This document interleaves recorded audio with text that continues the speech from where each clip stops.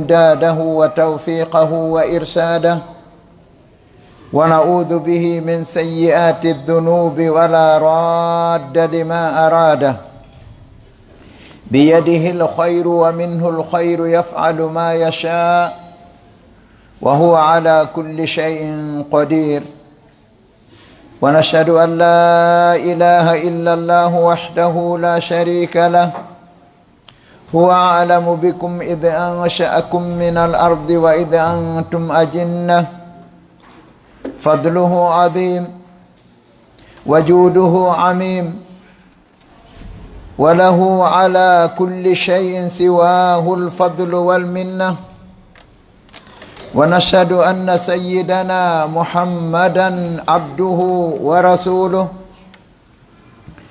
الذي أجارنا من الفتنة وخلصنا به من المحنة، وأرسله إلينا بخير شريعة وأفضل سنة. اللهم فصل وسلم على سيدنا محمد القائل: من بنى لله مسجدا صغيرا كان أو كبيرا بنى الله له بيتا في الجنة. صلى الله عليه وعلى آله وصحبه الموعودين من الله بالمغفرة والأجر الكريم. ثم أما بعد، مستمعي الأفاضل،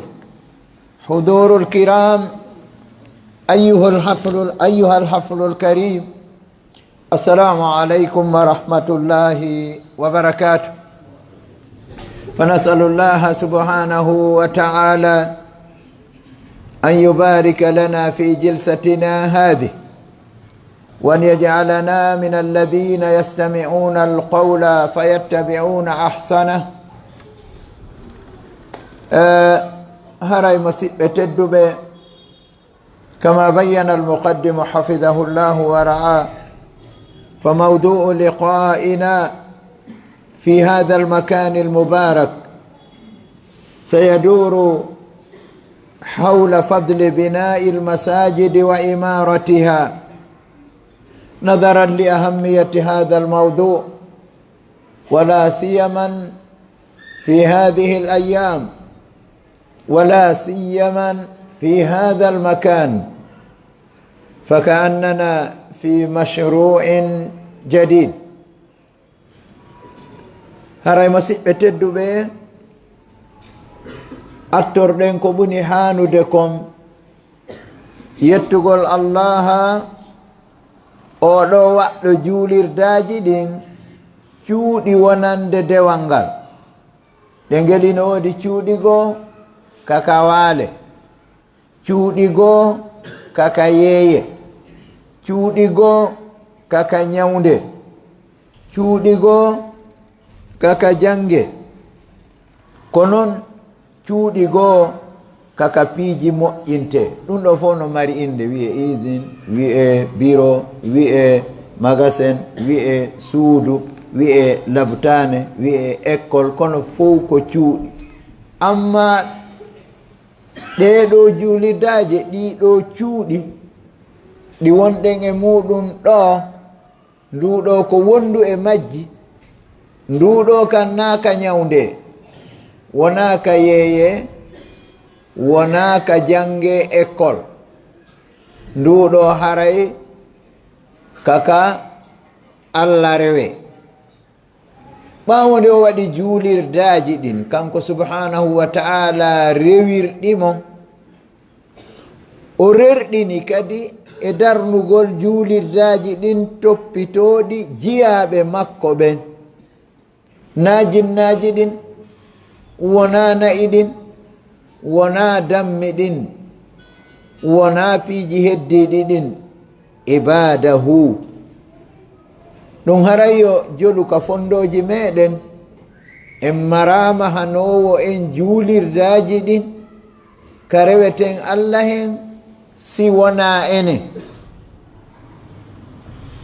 o waɗi kadi mahugol juulirdaji ɗin ɗum ko jeeya ɗum e sifaji yimɓe gomɗinɓe ɓen. allahumma jalna minhum min sifatil mu'minin. o sifiɓe kadi kanko karamokojo on o wi al akhidina bi asbabi saada ɓen ƴettuɓe sababuji malangal andi malangal arata tum ñappora ni e ma ngal arata tum ngal soraka ley danki ma ngal arata tum ngal wonaka nder jiifa ma ko fala budda jogoɗa sababuji kañum malangal kala mo yiɗa ɗo ko faala ko malugol kala goɗɗo mo yiɗa ko o ɗaɓɓi o salandike mo fi akhiri lmataf ka sakkitode yilande nen ko honɗum ɗaɓɓata ko fi honɗum ɗa waɗa ɗum ɗo o wiya mi faala malude hay rewoɓe laawi bonɗi ɗin wano wuyɓe ko nanditata e ɗum ɓe faala malude e nder minitaji haray eɗen yettamo kanko subhanahu wa ta'ala toromo ɓeydangol en seedito kadi wondema reweteɗo waala e gonga si wona kanko subhanahu wa ta'ala o maraka fi diɗɗo e dewal ngal haray ɓural makko ngal no mawni wodede makko nden no huuɓite dow kala hunde nde hinamo kanko subhanahu wa ta'ala eɗen seedo kadi wanon nden seedi tande nde adorɗen kadi wondema nelaɗo meɗen muhammad sallallahu alaihi wa sallam ko jiyaɗo allah ko nelaɗo allah mo allahu on dandiri en sabu muɗum immorde e fitnaji ɗi haray o laɓɓini en immorde e tampereji ɗin o nelimo kanko nelaɗo on faade men ko ɓuri moƴƴude e sharia e ko ɓuri moƴƴude e sunna bi khayri shari'atin wa afdali sunna en toroyo allahu on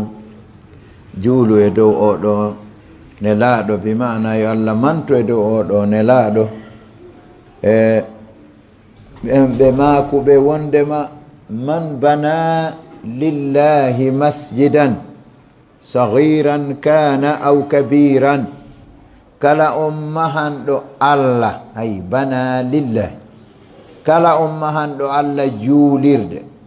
woni ko fanɗude woni ko mawnude laati fanɗude mawnude ko honɗum allah waɗantamo bana llahu lahu baytan fil janna ko nelaɗo maaki ɗum ɗum e oɗo hadith haray hiɗen geli piiji buyno soomi e makko kono ɓa haray himo fillita yeeso ga kadi inchallahu en daditanoyto firugol kañum hadithe on koyen andu tun ene tigi tigi on jaka ɓural mahugol juulirde haray ɗum ɗon ko hunde mawnude waɗi noon siwa allah wa allah mahani goɗɗo suudu karamokoɓe meɗen ɓe wi'i wo oɗo hadith no mari fadail ɓure ɗuɗuɗe go'o go'o on taho suudu ndu mahanteɗa ndu nasama kalaru kode ko wa allah mo lellirtake matériel mo termata simo mo wiyata janɗe satti mo tawata wonno na ɗum ndun suudu mahirte haysi ko patoron jowiɗo mahante suudu hiɗa tamƴini haray ko kenderu wonata naafi noon allah tabaraka wa taala agna al agniya oɗo wi mahante suudu nduɗo hiyen felliti ngari mayru e moƴƴugol mayru e teddugol mayru sifotoɗo wawata sifade go'o e ɓural hadith ɗiɗi teren ka nduɗo suudu mahete toon himo foori moƴƴa na widol ko boode e gudoron ma lo ko lotissement wa cité ma ɗuma ɗum no feƴƴami on teren no feƴƴi ɗon waɗi nelaɗo toɗɗike ka suudu ndu wonata ton ɗum kaka aljanna teren ka aljanna ɗen andi haray ɗum nasama kala heɓa taw haray teren on kaka aljanna tati e ɓure ko hadise en wondi e muɗum wonde haray oɗo o daɗiyita madama nelaɗo maki bana allahu lahu baytan fil janna allah mahantamo suudu ka aljanna o naɓamo yiita ɗum ɗo ko bushra lakum tawi awa en faami ɗum ɗo si juulidde nangama fi mum a habbata ko wiya ha windaneɗa leete waɗi noon si tawi goɗɗo yahi ha heeɓi aljanna enen ɗo tigi ɗe ngeli ka sooduɗa teere wo maasi ka sodanaɗa ka darnanaɗa suudu o ko ɗon hoɗata woni ko an darni woni ko a okka woni alu kala ka suudu ma ndu woni ɗon andu ko ɗon wonata a darnata ɗo simanteri yaha hoɗoya kaporo heray watten fondo e ɗum ɗon moƴƴa ibadallah imaratul masajidi min sha'airi din darnugol ɗeɗo juulirɗe ko jeeya ɗum e mandeji diina kan ko ɗum ɗo leyɗe julɓe ɓen ɓurdi leyɗe heeferaɓe ko tawata juulirdaji no woodi no sukki ɗi suuɗaki wona darugol ɗum ɗo suudu fotte ton juule no waɗana holli ko juulirde waɗana soroji wal inayatu biha min awsafi lmutadayyinin toppitagol juulirdaji ɗin laɓɓina ga moƴƴina ga ɗum ɓe inni ko jeeya ɗum e sifaji yimɓe diina ɓen siftorɓe diina ɓen homɓe woni ɓen ɓe tokkidira e aya suratu al imran alladina yusari'una ila maghfiratin min rabbihim ñande mi waɗi nde yewta ɗo goɗɗo sowndilan wo on falji ko min rabbikum ninni kono ko aya alqur'ana o andi ɗo faamen si sifa jolkidirama e aya alqur'ana e si tawi ko alqur'ana ƴettuɗa waɗi noon ɗo alladina yusari'una kana haw e wasari'u ko fiiluji ɗiɗi sertuɗi walla ɗa ko fiilu mada fiilu amr ɗo ko fiilu fiilul mudare ko ɗum waɗi aray ya waɗi faljitugol taw ha taskoɗa moƴƴa soggande haala kan ɓen ɓe andanɗa hoore ma yusari'una ila maghfiratin min rabbi hiɓe adodira faade hafranal immorde joomi maɓɓe wa jannatin e aljanna arduha alsamawatu wal ardu uiddat lilmuttaqin yaajendi makko on no fota yaajendi kammuɗi e leydi nden yoga mi wiyaali woɓe fof de yoga e karamokoɓe firoɓe ko ɓa haqqillaji men ɗin ala ko nangata no ɓuri andude kammu ngun e leydi ndi ina ɗum aljanna on ala ko eɓɓidirte ɓe wi on ɗon maranama wonande huɗoɓe allah ɓen man hum ya rab alladina yunfiquna fi sarra'i waddarra'i ɓen ɓe andanɗa hoore ma no dépensa fewdo newende nden e fewdo lorraji ma fewdo newendeji ɗin tafuyi waɗa e fewdo lorraji ɗin woni ko lorra basal woni ko lorra nawnajo andi no woodi conseil ɓe goɗɗo si hawri probléme ji ɗin no ɗuuɗi haray wota ada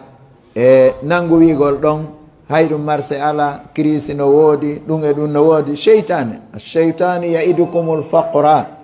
wa yamurukum bilfahsha wallahu yaidukum maghfiratan min rabbihi wallahu yani ya'murukum maghfiratan min rabbih yani minhu wa fadla. Kanko subhanahu wa ta'ala ash-shaytan ya'idukumul faqra wa ya'murukum bil fahsya wallahu ya'idukum maghfiratan minhu wa fadla wallahu wasi'un alim. Ko dum do laɓɓitayno de andi joni daiman al-haqqu wal batilu yatasara'an. Jongi Allah tagi yimɓe ɓe waɗi ka hoore leydi ɗo,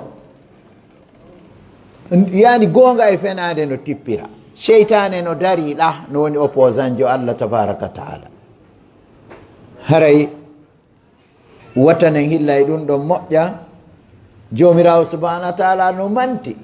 dépensoɓe ɓen fewdo sattendeji ɗi e fewdo kadi tawata no hoyi wiyaka ɗo ko nde satti tun dey. والكاذبين الغيظ ابن مودو بتكره nden wal afina anin nas yafatoɓe yimɓe men wallahu yuhibbul muhsinin. wama yunfaqu min malin hiya ngeli lil ulama dawr walil aghniya dawr walil shababi dawr walin nisa'i dawr waliwulati al umuri dawr fa kullu wahidin yaqumu bi dawri. Hiɗen andi ardiɓe ɓen no mari rôle mum on ɗa, karamokoɓe ɓen no mari rôle mum on ɗa, marɓe ɓen no mari rôle mum on ɗa, ko noon kadi haray sukaɓe ɓen kamɓe ɓuri jogade dawru muhimmu. Wano Cheikh Ibn Baz rahmatullah alayhi rahmatan wasi'a ɓanginiri noon li anna shababa الشباب اليوم هم الرجال غدا. sukaɓe ɓen hande jango ko kamɓe wonoy mawɓe worɓe fewjoɓe ɓe, onon hay kamɓe ɓe hawjanali ka ɓahete hen, haysi ɓe hawjanali paranede tabal, haysi ɓe hawjanali yaltitugol. inchallahu sikono arda yara ko kamɓe jango wontoyta kala ka wiyeteno faɓɓe yo accan mawɓe ɓen ɗo. alshababu lyawm humu rijalu gadan. jon noon hiɗen geɗi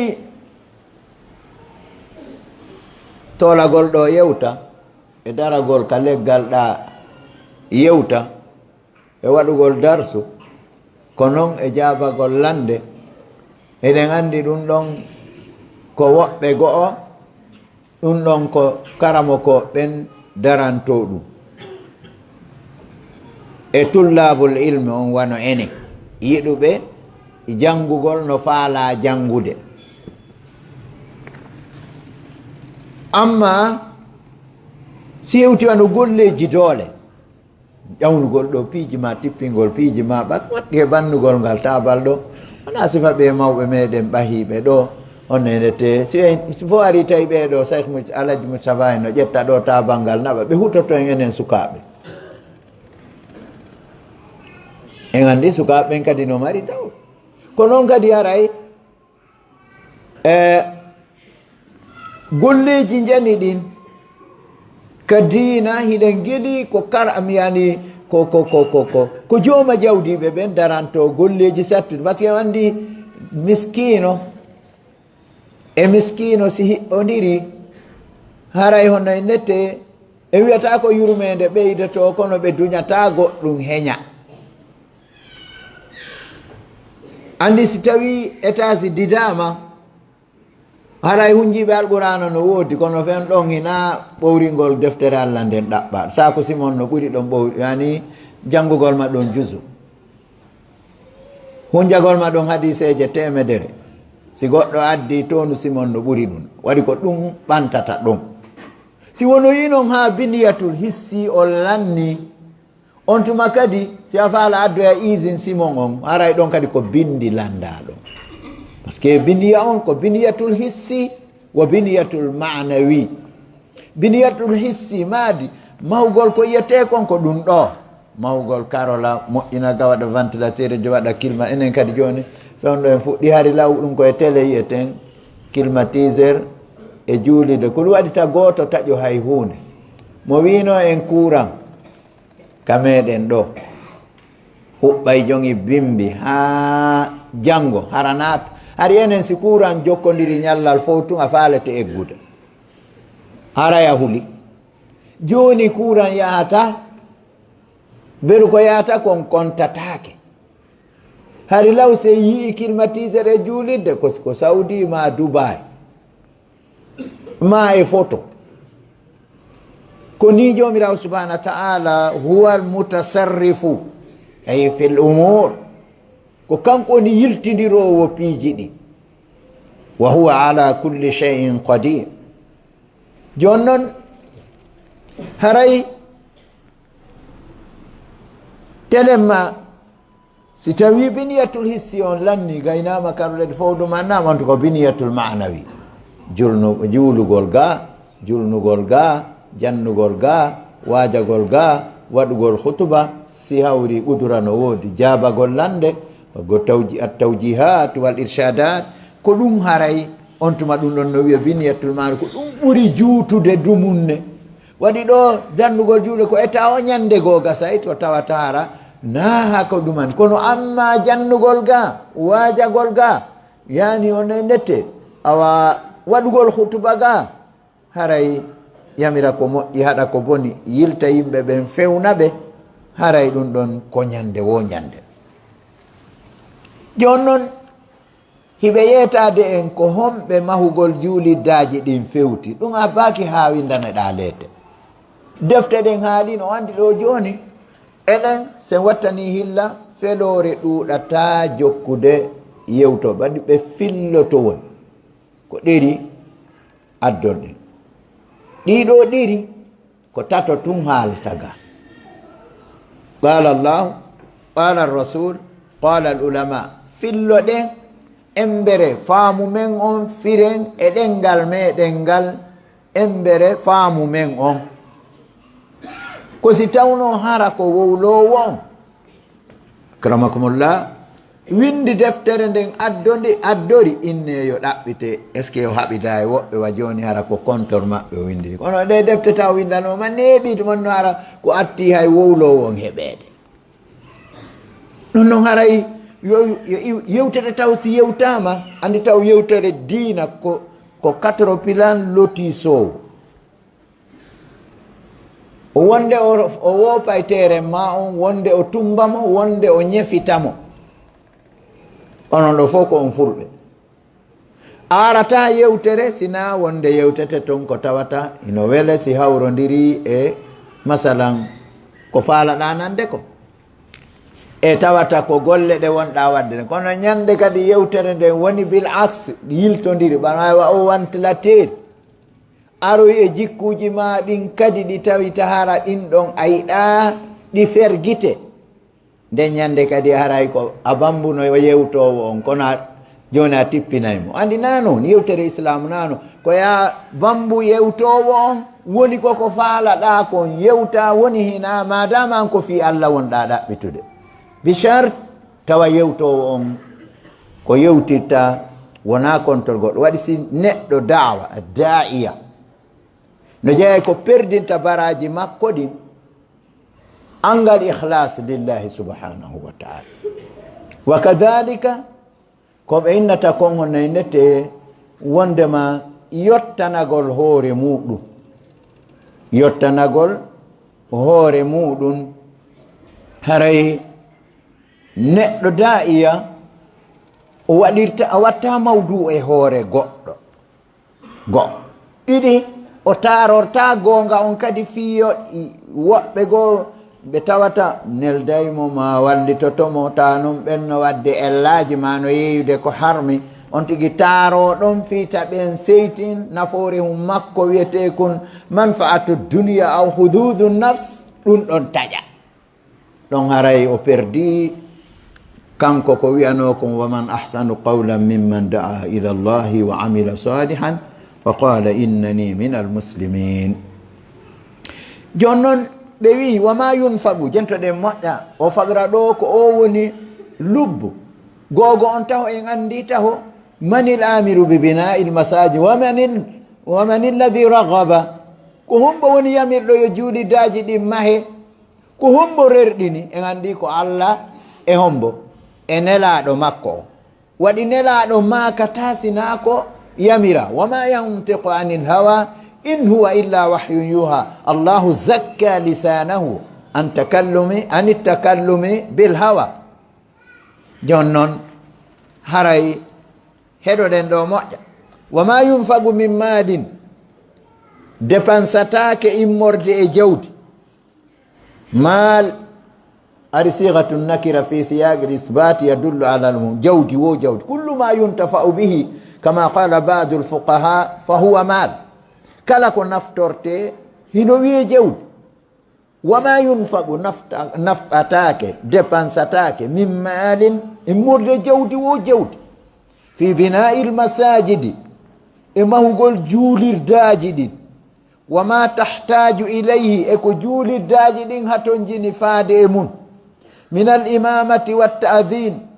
immorde alma maku ngun e noddina ɗum andi no na ko fi watayɗa enen faydi fof imamu yoɓatake salli yoɓatake si wiyama ko haton jini alma ko almamiɓe goo yoɓe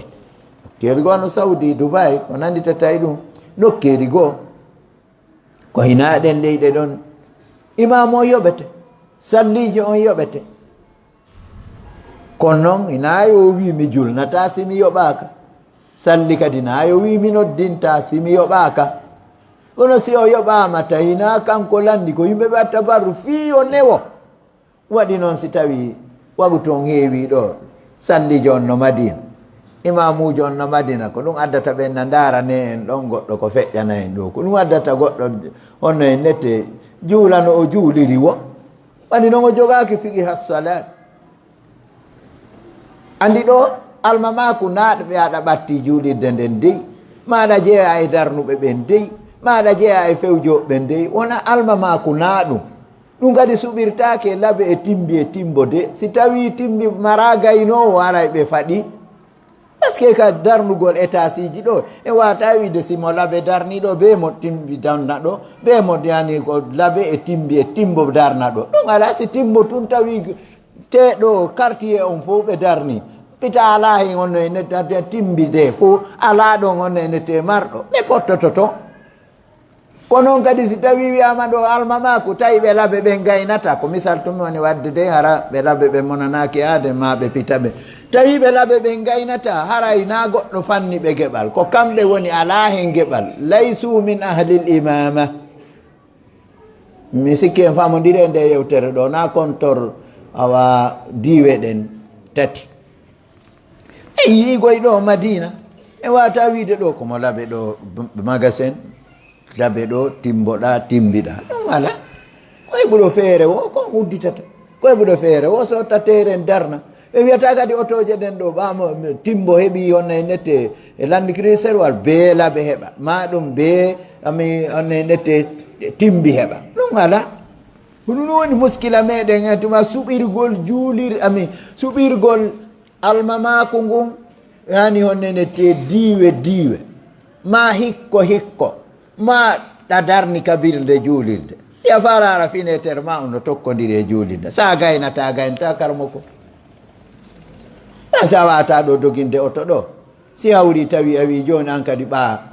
alaji souleymane en ɗo no wawi doginde an kadi a dogina alaji baylo ñagare no wawi doginde a dogina alaji bacar marela no wawi doginde a dogina kono noon an kadi ƴawɗo e maggal wo koyo yani kasange soode wallineɗa ko sonnaɓen heynorta kon soode fof kadi on tawndu ko wigo allah magfir lahu warhamahu e kala ƴawɗo e maggal waɗi na wawɗo ɗo en andi hina ɗum na sendirte ɗum diwe na sendirte ɗum ɓattogol juulirde nde joni noon ko kala ko juulidaji ɗin hatto jini faade immorde alma mako mum e noddingol ngol wa firashiha e weƴƴitugol juulirdaji ɗin ɗi tapiji wa masabihiha e lampuji ɗi ampulji wa tashili ma'il wudu'i wal ghusli fiha e newinangol yimɓe ɓen ndiyan salligorteɗan ɗan e lootorteɗan ɗan no adi ɗo goɗɗo hara ɗo hara ko juma hara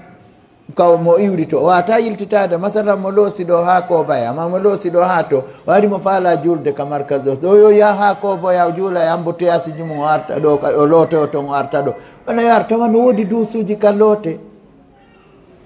suumaye kadi wano itikaf ɗum ɗon kadi ɗen andi haray pellet on tigi wonata fadde no ka nder juuli daga hara o lootaki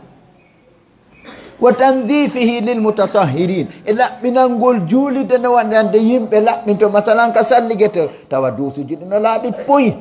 ka salligeteɗon no laaɓi poyi wona sa yahi si masalan sa arti an tigi ɗa hutiti coñci maɗi neɗɗo juulowo no haton jin tawa ɓanndu makko ndun no laaɓi coñci makko ɗin no laaɓi nokkure ka o juulata ɗon hino laaɓi ɓe wi ɗiɗo fop mahugol juulide ɗen go'o yoɓugol wallitagol yoɓugol imamu ɓen ɗiɗi salli ɓen tati weƴƴitugol ga nayyi waɗugol ampulji ɗin jowi jasugol forasi manadugol pompi jeego fi ko sallige e ko loote e laɓɓingol juuliɗe ɗen jeɗɗi ɗiɗo piiji jeeɗiɗi ɓe wii watta la yafaluhu jente moƴƴa gollata ɗum ɗon illa al agniyau si wona alɗuɓe ɓen mi tañƴini noon haqqille tigi no wawi jaɓude ɗum si miskino jiɓiɗo ɗo faydi honno e nette masalan ko honno o wuurirta o yari kafe ɗe ɓira wosi ko ordonnance o windana docteur wi wonde on yaray honno e nette ɓira oɗo wiyama honno e nette yo jasu forage ma winata ko ya jasu seeɗa wonoya seeɗa men ara men gayni to kamɓe kan ɗum ɗon no wawa ordonnance ma biye avion ko siccay ko fuu e wi gollata ɗum sina alɗuɓe ɓen alladina ɓen est ce que ko alɗuɓe ɓen fuu ɗum woodi woɓɓe ɗo tawa mbiɗo fuɗɗa muɗum maɓɓe ala ɗo andi ɗum kadi ko hawrindinen wota sikku wondema joni si Allah wurtima ɗo e mahugol juulidaji ɗin ko gorgu ma ɗum ko wakkilare ma andu ko tawfiqi ko ɗum waɗi karama ko ɓe wi no jeeya e nema ɓurɗo mawnude ɓaawo gumɗingol ma Allah tabaraka wa taala gumɗinanamo geɓe makko ɗen fop e sifaji makko ɗin fop e gotimbaku makko ngon ɓe wi at tawfiqi hawrindinede waɗi sa yi a waɗi ko moƴƴi tun andu ko tawfiqi heɓuɗa sina ɗum jomirawo subahanahu wa taala accete ɗon ƴetta goɗɗo go ko alladina yusaddiquna bi yawmi ddin ko ɓen ɓe tawɗa ɓe andanɗa no gongini ñalande wiyetende nden yawmul hisabi wal jaza yawmu ddin huwa yawmul hisabi wal jaza joni si hattano ɗo wiyen kadi awa haray enen alhamdulillah ɓa enen ala piyen lewnade ɓe potto ɓe inni wa kadhalika alfuqara'u wal masakinu ko noon kadi wasuɓe ɓen e miskinaɓe ɓen ɓe ala buy ɓe mari seeɗa alladina ɓen yajuduna bil yasir ɓe hino okkitira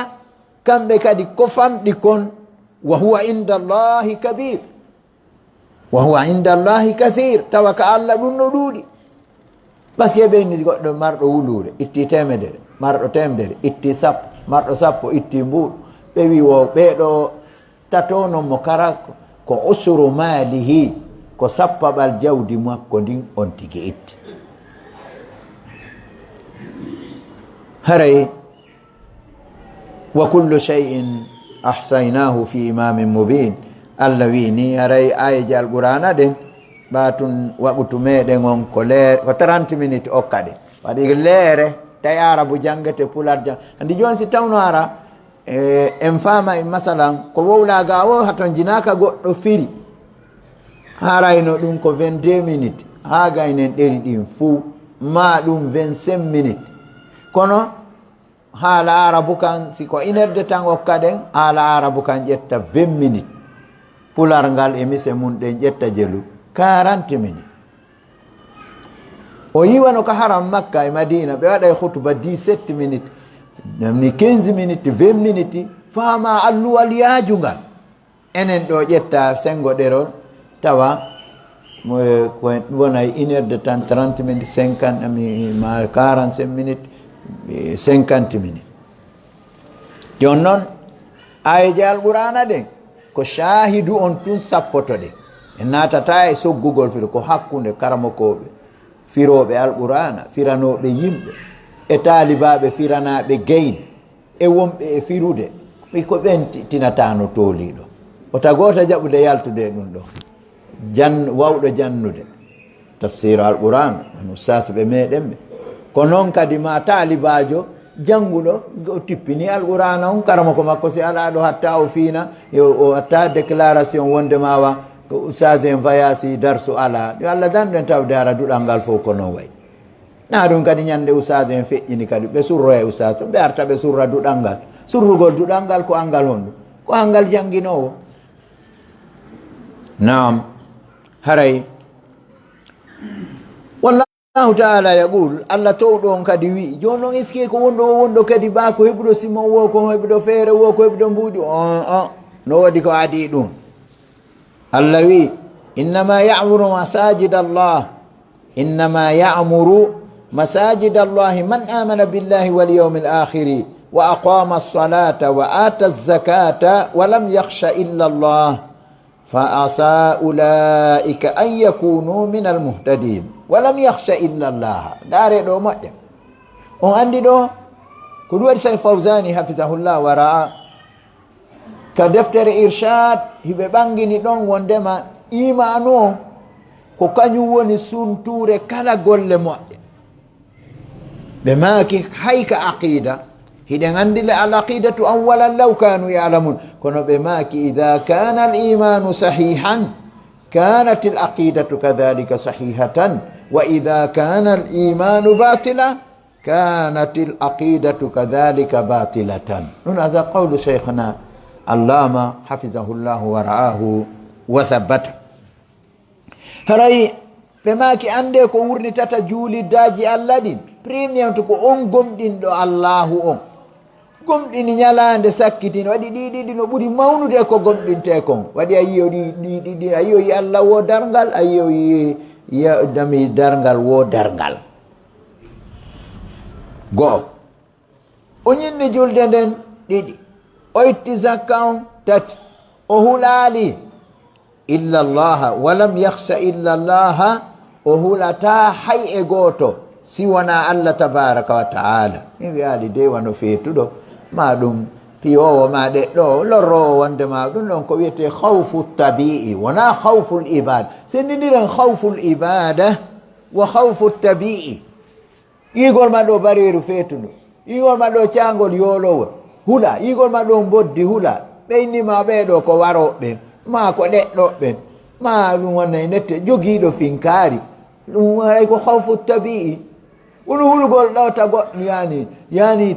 ta goɗɗo taƴe balɗe ɗe ware hara hewtali ka mayata ta perdine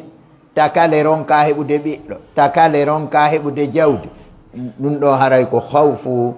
al ibada ko hawfu duwanoɗo waɗanede allah tabaraka wa taala ɗo ko on waɗanɗa ɗum goɗɗo waɗi noon jomirawo subahanahu wa taala kanko tu woni okkowo jiidi kanko tu woni okkowo laamu kanko tu woni okkowo jawdi kanko tu woni okkowo jaahu kanko tu woni okkowo balɗe goɗɗo wawa ɗum ɗo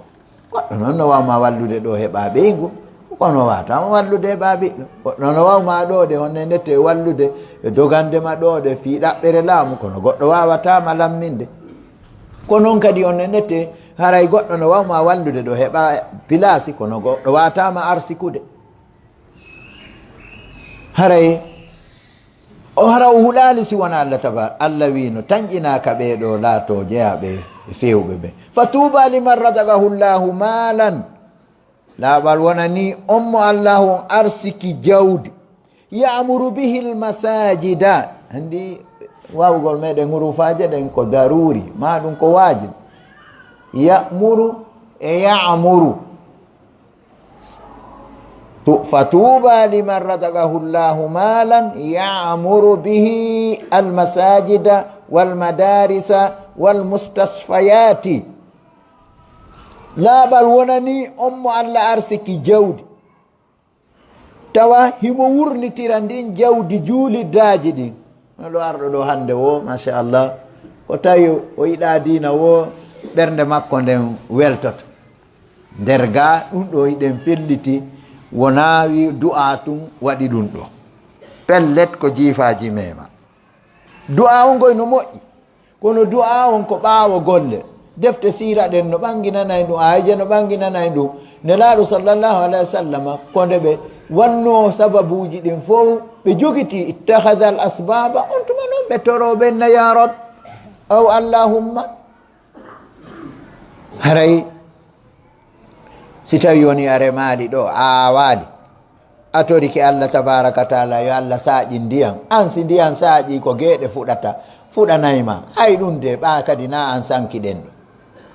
ko siɗa remi toroɗa allah tabaraka wa taala yo allahu on awa yani saaƴi ndiyam ɗam fiyo hon ɗum ndendi ma ndin fuɗu fungo moƴƴo ɗum noon e lekkolji ɗin oyɗon kadi en fottire fayɓe men ɓen fottiray toon ma enen moko ba labotaneji ɗin ɗon kadi andi en fo en fottay toon ñawdoɗe wa yutimu bihi lqani'a o ñamminira kadi saabu ndin jawdi ndi allah arsikimo neɗɗo yondiniɗo mo toratako mo andi no wodi woɓɓe ɗo haysi ɓe maayay haysi ɓey gura maɓɓe nde fo do jamais ɓe tori ɓe hollatama ko andi no toon su'alum bil qalbi wa su'alun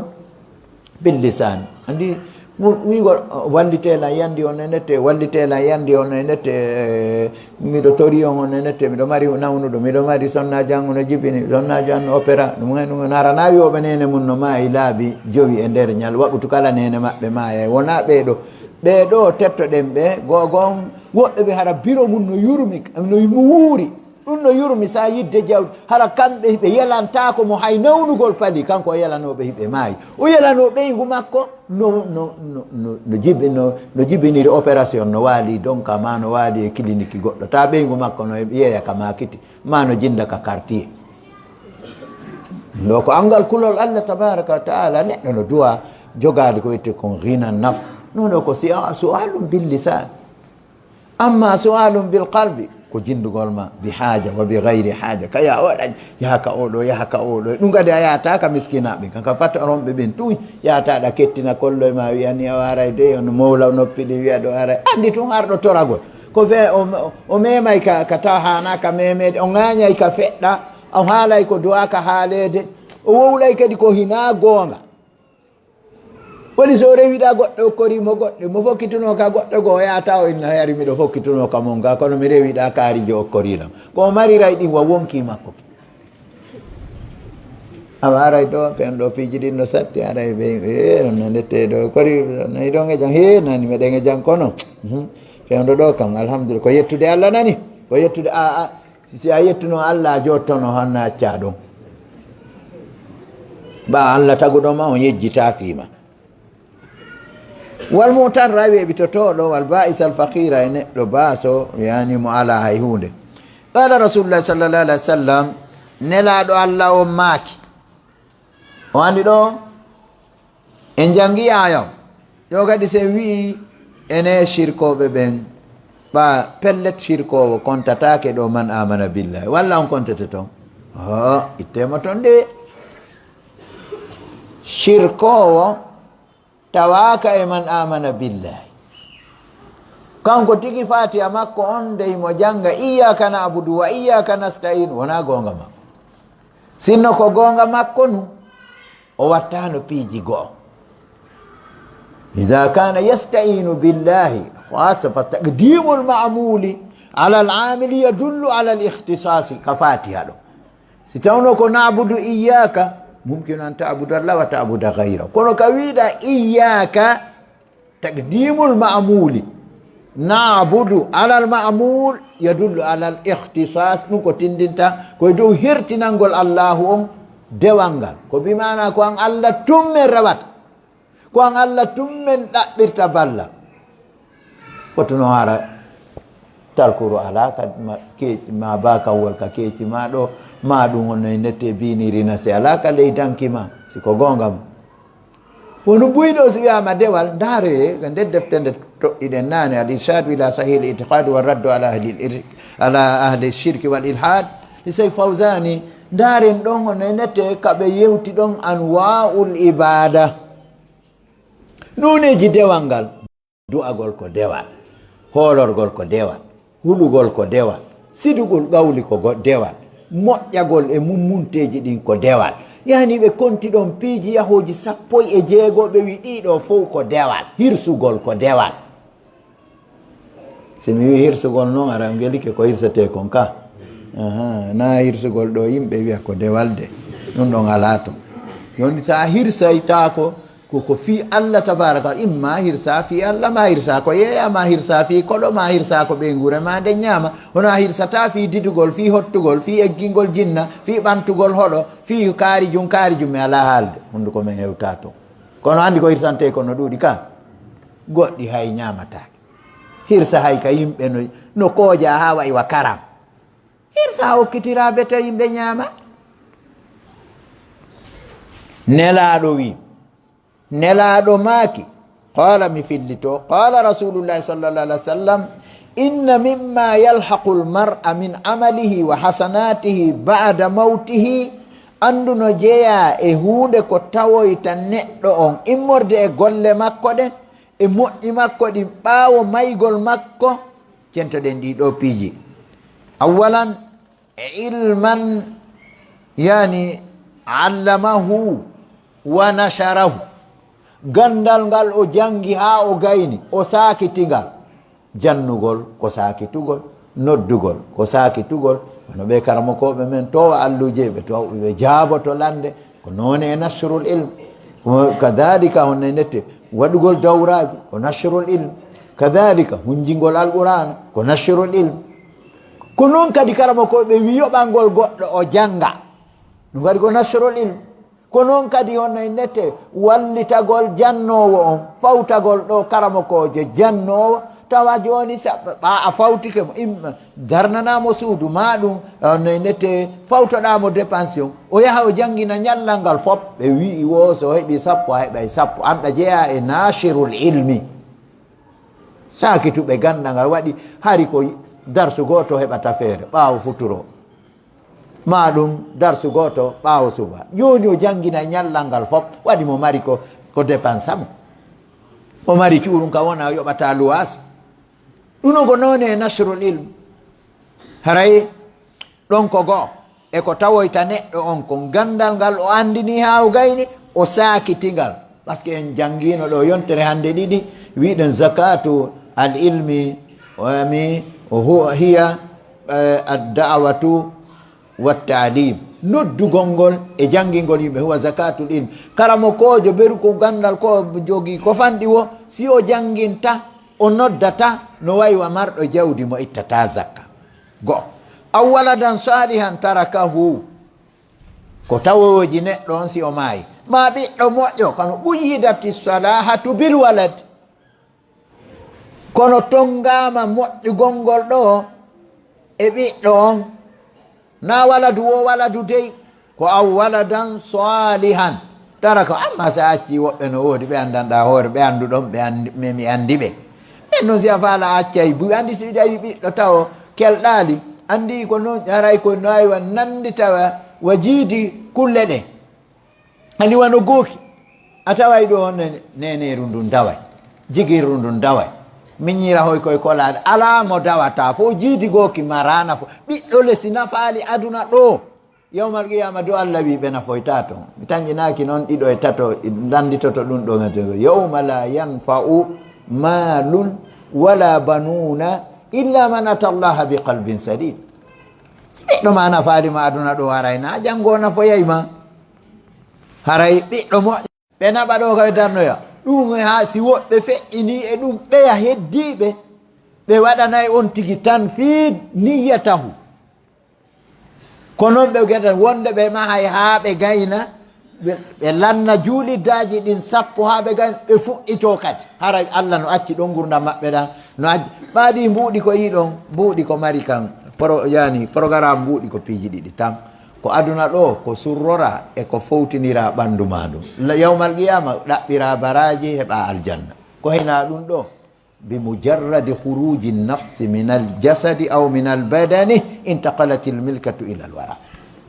noon sa acci goɗɗum na jeeyi ɗum ceerno. juulide ndew may nayi jowi ko tawata enen hande ɗum ɗo wattanaka hilla. aw baytan libni sabili bana mahugol ɗo suudu fi hoɓɓe pellette ɗum no surra a yahay ɗo surtout ono nette enen ɗuɗo ɓe jindude hande a yahay ɗo nokkugo ta ko sonnajo yaltina ɗo ɓe wernuma sa wi a werata ɗon parce que no yiruɗa piiji ɗin a anday ko sonnajo woni ɗo ɓe yaltina ɗon sonnajo ɓe werne ɗo sa wi a werata ɗon ɓe nayi ɓe ustasi ɓe wawi mohadara kono ɓe no metti fi ɓe famodirtako tawande onno nette joni tawa an ala ka wiya hay fus mahugol ko wiyete ko baytu diyafa suudu fi hoɓɓe joyi akhrajaha sadaqatan aw sadaqatan akhrajaha min malihi fi sihhatihi wa hayatihi talhaquhu min ba'di mautihi aw kama qala jonnon haray ma sadaga mo on tigi yalti immorde jawdi makko ndi si wiyama min malihi ay min ba'di malihi hara ko e cellal makko go'o e gurdam makko ɗiɗi wona joni hewti ka o mayata o tañƴinike o nawni ha docteur jonniti onna ko fi sihhatihi wa hayatihi e cellal makko ngal e gurdam makko ɗam ɓenni talhaquhu min ba'di mawti ɗiɗo jeeɗiɗi mo siɓɓe tedduɓe ɓe wi tawoyay on tigi ɓawo nde on tigi feƴƴini fillitoɗi one nete mashradan ɗum e mana sardan one nete ka jokkidirgol gandal ngal on tigi jangguidini sakin ɓiɗɗo moƴƴo mo acci kamilu mo o ronin juulirde nde o mahi suudu hoɓɓe ndu o darni caangol ngol o jogini wiyen a forasi mo o jasi ma koloyru ndu o jasi mami on nete jeego jeeɗiɗi on sadaqatan akhrajaha min malihi fi sihhatihi wa hayatihi talhaquhu min ba'di mautihi ko noon kadi wiɗen nane ko hombo woni manil amiru mani lladi ragaba ko hombo woni yamir ɗon wiɗen ko Allah e nelaɗo hino ɗo seede mum wa qala sallallahu alaihi wa sallam ibnul masajida wa akhrijul imamata minha faman bana lillahi masjidan bana Allahu lahu baytan fil janna o ɗo riwaya saghiran kana o kabiran ala nelaɗo maki ibnul masajida mahe juulidaji ɗi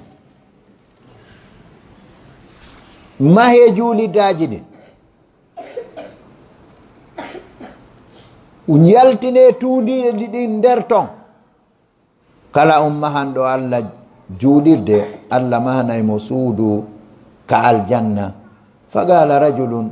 ya rasulallah gorko go landiti ɗon nelaɗo kisan wigol wa hadhihi almasajidu allati tubna fi tariqi aidan on tuma qala nelaɗo maki nam wa ikhrajul imamati minha muhuru huril ayn muhurul huril ayni gorko goo e sahaba en wiyene nelaɗo ɗe juulidaje to soke ɗe yetto wano ka lawol ni hara faydi ko galane on bira haray natande faal andi noon ɗen ɗo wonde no nafa voyageur jo ɓuuri soketeɗe yaade e saabi on ɗiga nden ɗon aray naata ɗon a huula otoal no rewanma ka sera lawol a huula par ce que ɗa felliti sina hara o ko bobon kun anda goɗɗum ka nder juulidde ko nde ɗumanni ko nante ko dugguno ton kono a huula kono ka sera lawol howalaare ala jon noon haray ka gaynitagol meɗen wen faamu ene tigi tigi on wona karamokoɓe wona onennete awa noddoɓe yamiri nela ko nelaɗo ma ubnul masajida wa akhrijul imamata minha faman bana lillahi masjidan bana Allahu lahu baytan fil janna jentoɗen kadi nene meɗen Aisha radiallahu anha wa ardaha wa qalat as-sayyidatu Aishatu radiyallahu anha nene Aisha be maki amarana naɗa ko nelaɗo ma ubnul masajida ɗum mi sanjini ko filu amri idha jaa min allahi aw min arrasul yaqtadi lwujuba ɗum ko ɗaɓɓata ko waɗɗagol ngol joni jentoɗen kadi sonna maɓɓe on tuma nene Aisha maki amarana rasulullahi sallallahu alaihi wa sallam binai lmasajidi wa an tunaddafa wa tutayyaba ɓe maki kamɓe nena Aïssa yamiri men nelaɗo Allah on sallllahu alayhi wa sallam ɓe wiyanɗo moodi am rasulullahi tawi le ko moodi maɓɓe mahugol juulirdaji ɗin e nde ɗi laɓɓinte jomirawo subahanahu wa taala tigi ɓanginani honno nete wondema o yamiri annabi ibrahima alayhi salam kañum e annabi ismaila an tahira bayti ali taifin haray e ko nanditata e sifa ɗum ɗo ko noon kadi e gama e ɓe sahaba abi umamata wa abi dardai wa ilat ibne asqai radiallahu taala anhum ajmaina ani nabi sallallah alih sallam qala jannibu masajidakum subyanakum wa majaninakum wa shira'akum wa bay'akum wa khusumatikum wa raf'a aswatikum wa iqamata hududikum wa salla suyufikum wattakhidhu ala abwabiha almatahira wa jammiruha fil juma'i wa hakadha yanbaghi an takuna buyutullahi fi ghayati an-nazahati wan nadafati wat tathhir fala alla inchallahu ko haɗo mawdu on ɗowti en ko ɓe toɗɗanino en kon ko 44 mi hendino micron ɗum noon haray ko garib jiddan haray nelaɗo Allah maake woɗɗine juulirdaji mon ɗin pay koye toso koykoy wannon ɓe wawi lewnude gano enen surtout ɗo joni tabiji ɗin taggatake naɓe yaasi liloye lotatake koye wattan hilla dey si hawri en heeɓi nema no jeeya e yettugol nema on gonne jogitagol mo jarnanimin ɗo on donc go'o e feetuɓe mon ɓen andi ko ɓe suɓata ko waɗa ko feetuɓe mon ɓen kadi on duwaka ɓen ɗon nelaɗo maki yo woɗɗintinɓe juulidaji mon waɗi ɓe laaɓa ɓe wawi tuninde ga kadi e yeeyugo a soodugol moɗon wa shira'akum wa bay'akum soodugol mon e yeeyugol moɗon wa husumatike e sonkugol moɗon yettodira poɗodira ha ɓenna joguemo ma ɗuma no wawi innen ɗo nono enen ɗum ɗuɗaɗo kono hino ɗo ko tawi ɗum ɗon wattantake hilla surtout se weltike ma se monike wa rafa aswatikum ɗo noon ɗo no fandimo tippata e oɗo sesuko e ɓantugol hitoji mon ɗin biduni fa'ida hina hutuba wonɗa e wadde wona darsu wonɗa e wadde wona muhadara wona yottingol e yimɓe ɓen fa'ida no sonka ton ɓanta hitongon dow haray e ñinnugol keeri ɗin wota o ñinnu keeri goɗɗo foccatake ga waratake ka nder juuɗiddake ko noon kadi wa salla suyu kaafaje sortidirantake ga haray ko ɓenni jogite ka dame juulidde ko laɓɓinirte o yigo wano sa yehi masjidi nabawi no laaɓanma poy sa yari haysi ko cinta ndiyan sinti ka zamzama o woni ɗo goɗɗo ƴetta e buroygol ngol macanci kisam mawla ɗon ha yorake ara sikka sintere meeɗa sintude ɗo haray ɓe inni ko noon kadi awa laɓɓi noon kadi urno juuliddaji ɗin kono andi nokkeelgo ayiyay ton mo jogiiɗo cuurayi no jokka seraji ɗin ni urna haray koyen ɓeydu wattande hilla hirde nden siwa honno e nette ɗum andi ɓe karama koɓe ko enen ami ma ko enen eɓɓata enna ko leere iɗen luttiri ɗo ɗeri nayi e guddum kono andi yewtere namoneyo wowle tun mone iko wona koyo jama on faamu ko faala ɗen wo koyo juuliddaji ɗin darne koyo ɗi laɓɓine koyo ɗi urne koyo ɗi teddine koyo ko yewta ɗo ko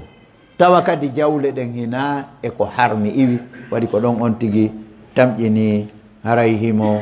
e mari baraji inchallahu wattana hilla kadi e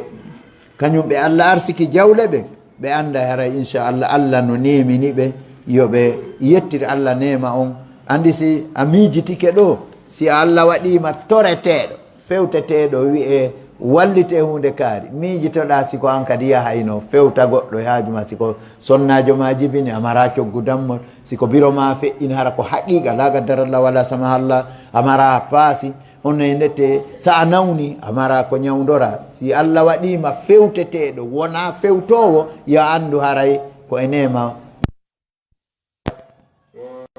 moƴƴinen kadi sikke meɗen e ɓeyɓe halfinɗen golleji men andi cheytani kadi ara yiya heewi